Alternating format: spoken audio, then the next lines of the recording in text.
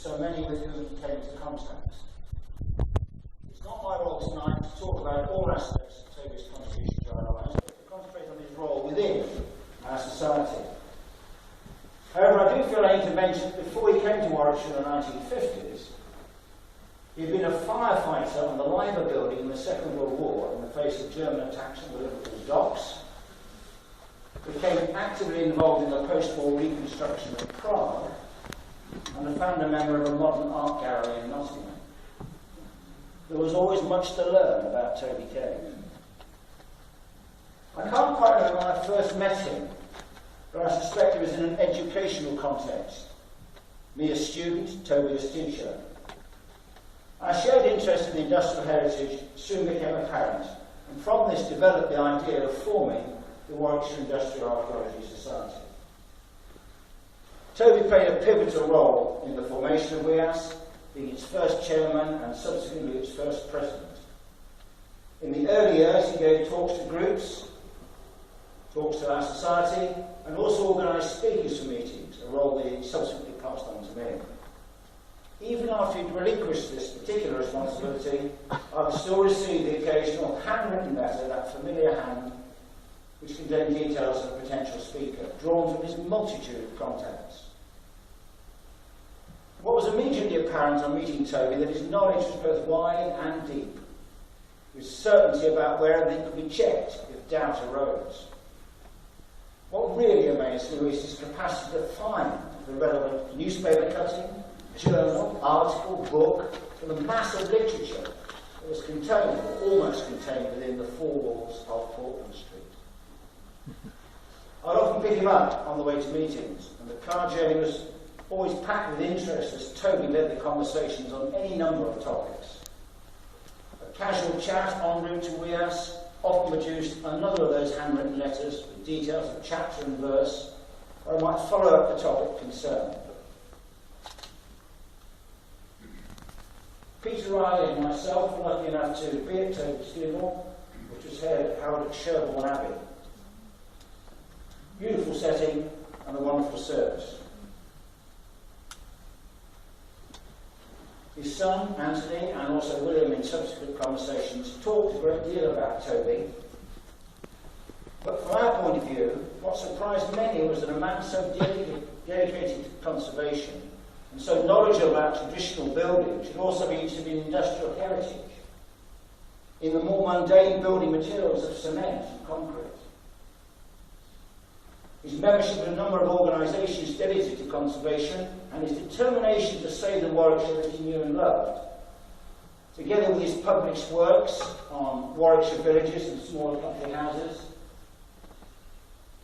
and also 2 volumes on Leamington Spa, should also be put alongside the fact that he did a lot of work on the model village associated with Southern Cement Works. And his continuing research into the brickmakers of Warwickshire continued until his death.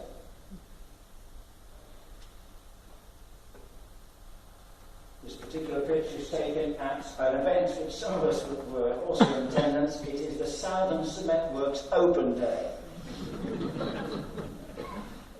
Sadly no more, because production at that site is finished.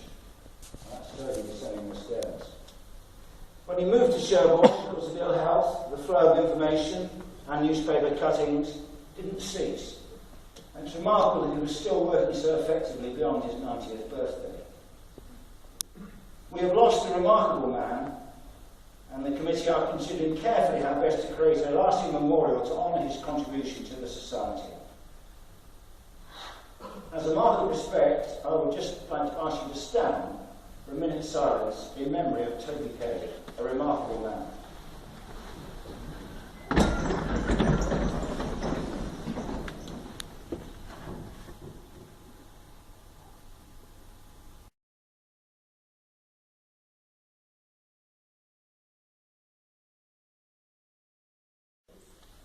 And also to the National Manuscripts Conservation Trust. And thanks to your £250, we've managed to bring in £50,000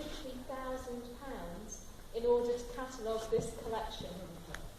Now, the most fantastic thing is also to really put us in context with a national picture.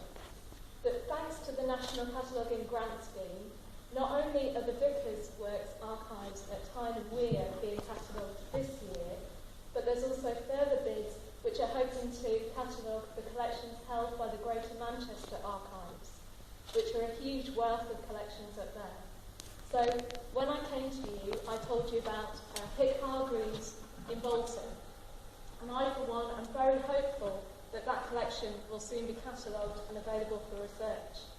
But really, just to tell you, to give you an update about where we are with the Willans Works archive. So, the office, the County Record Office, celebrated its 80th birthday last year. So that's 80 years of collecting, preserving and making available for research the wealth of material in our strong rooms.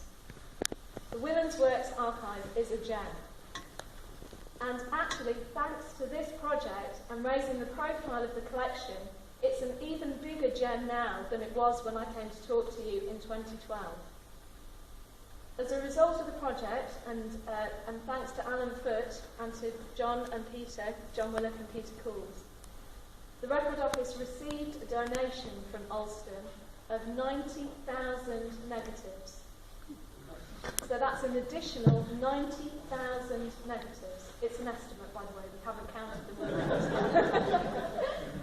But that means that the photographic record that we have for the Willans Works archive runs from the mid-1880s up to the mid-2000s. Now, Peter and John have been working for a very long time, on cataloguing and indexing the glass plate negatives which formed the very first part of the collection. And they have achieved an astonishing 17,000 index entries. But you can see we've got a way to go. So I expect this to keep a number of people gainfully employed for a very long time to come.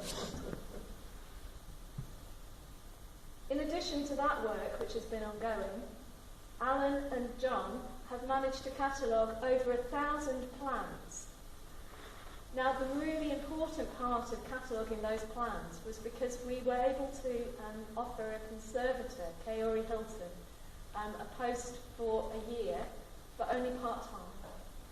So we had to be sure that the work that she was doing could be really focused on the important stuff, so that the work that she did meant that everybody that came in who wanted to see plans from the collection were able to have a look at the ones that were really crucial, so that we weren't spending time improving documents that there were actually better duplicate copies of, or that weren't that important, that we needed to really focus the resource on it. So thanks to Alan and John, we've been able to do that. And the Conservator has managed to assess and conserve 194 plans in the course of the 6 months that she's been working for us. Now, that doesn't sound like a lot compared to the 90,000 flexible negatives, but the amount of time that has to be spent on each plan, some of the plans were in pieces, and actually trying to reconstruct those plans to make sure that people could come in and use them is painstaking and time-consuming.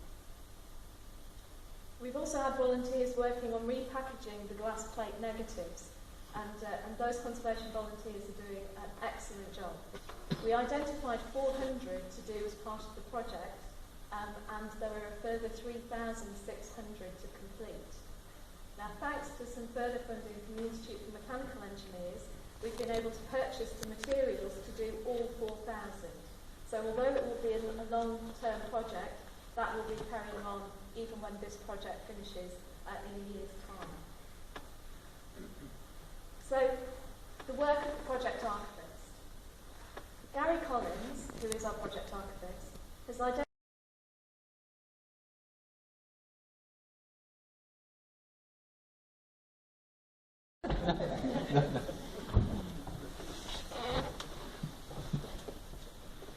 Let's just say thank you for all your efforts in producing tonight's cake, for your work on refreshments, and also having 2 men in your household who are devoted to industrial archives.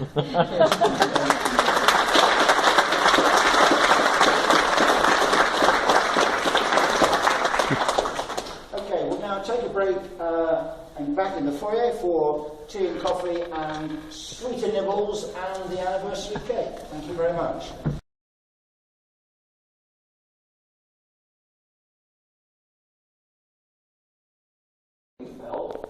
we should recognise Martin's enormous contribution to the Society over the last 25 years. And I would now like to ask Martin and Judy if they would come up and to receive some gifts from the Society.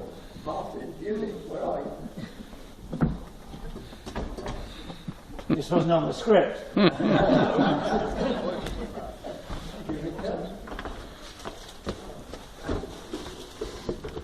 For Judy. For Judy, for you. And that's in recognition of your continuing support of Martin and also for your excellent hospitality at our committee meeting. Thank you very much.